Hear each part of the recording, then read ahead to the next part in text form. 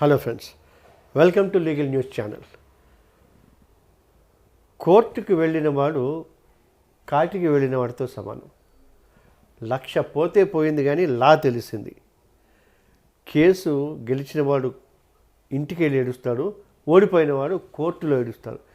ఇది న్యాయ వ్యవస్థ గురించి మనలో ఉన్న ఒపీనియన్. అందుకోసమే సత్వర న్యాయం, సామాన్యుడు కూడా న్యాయం,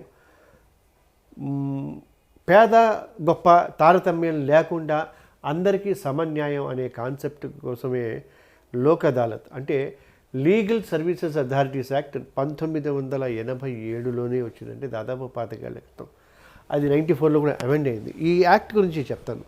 you will be happy to note about it. ఎందుకంటే కోర్టుల్లో కేసులు వేసుకుని ఎలిగేషన్స్, కౌంటర్ ఎలిగేషన్స్ వేసి ఏళ్ల తరబడి వాయిదాలకి వెళ్ళి ఎందుకు వచ్చిందిరా భగవంతుడా అని చెప్పేసి ఒకవేళ కేసు అయిపోతే ఆ ఇద్దట్లో ఎవరో ఒకడే కేసు గెలవటం, మిగతా వాడు బాధపడటం జరుగుతుంది. అందుకని వీటన్నిటికీ పుల్ స్టాప్ పెట్టి సత్వరంగా న్యాయం, స్పీడీ మేనర్లో న్యాయం, ఇద్దరికీ సమన్యాయం ఇవ్వటానికి ఈ లోక్ అదాలత్ అనేది ఏర్పరిచారు.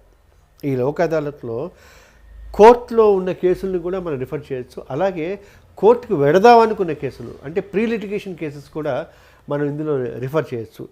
Just 1 letter to the legal services authority అని ప్రతి జిల్లాలో ఉంటుంది.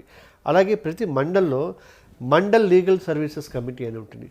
వాళ్ళకు ఒక లెటర్ ఇస్తే ప్రీ లిటిగేషన్ కేసు కింద వాళ్ళు తీసుకుని ఆపోజిట్ మనిషిని పిలిపిస్తారు. పిలిపించిన తర్వాత ఇద్దరిని ఎంక్వైరీ చేసి మంచి చెడులు బేరీజు వేసుకుని అలాగే లీగాలిటీస్ కూడా వాళ్ళకి చెప్పి నీలో న్యాయం ఉంది, నీలో కొంత అన్రీజనబుల్నెస్ ఉంది, మీరు కొంచెం తగ్గండి, మీరు కొంచెం ఆలోచించండి అని చెప్పి వీళ్ళిద్దరికీ లిటిగేషన్ మూలంగా వచ్చే కాన్సిక్వెన్సెస్ అన్నిటినీ కూడా ఆ లోక్ అదాలత్ బెంచ్ ఎక్స్ప్లెయిన్ చేస్తుంది. లోక్ అదాలత్ బెంచ్లో జ్యుడిషియల్ ఆఫీసర్ ఉంటారు, అంటే ప్రిసైడింగ్ ఆఫీసర్ చైర్మన్గా ఉంటారు. అలాగే ఒక సోషల్ వర్కరు, ఒక అడ్వకేట్ ఉంటారు.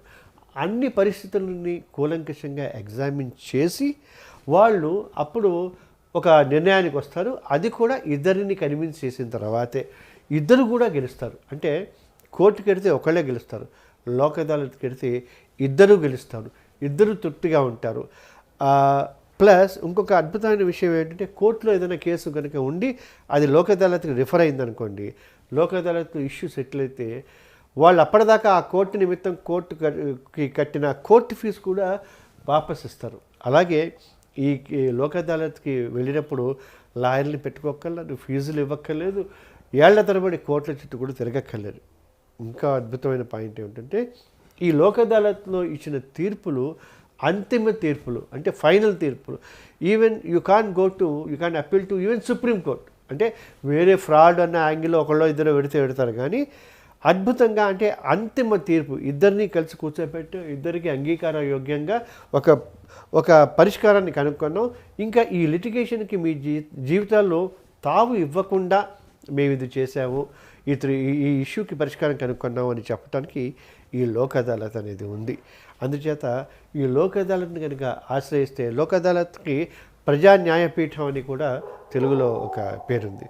అందుచేత ఎప్పుడు ఏ లిటిగేషన్ వచ్చినా లేదా కోర్టుకు వెళ్లాల్సిన అవసరం వచ్చిందని మీరు అనుకుంటున్నా కూడా you can approach the legal services authorities act, just mere 1 letter and a representation.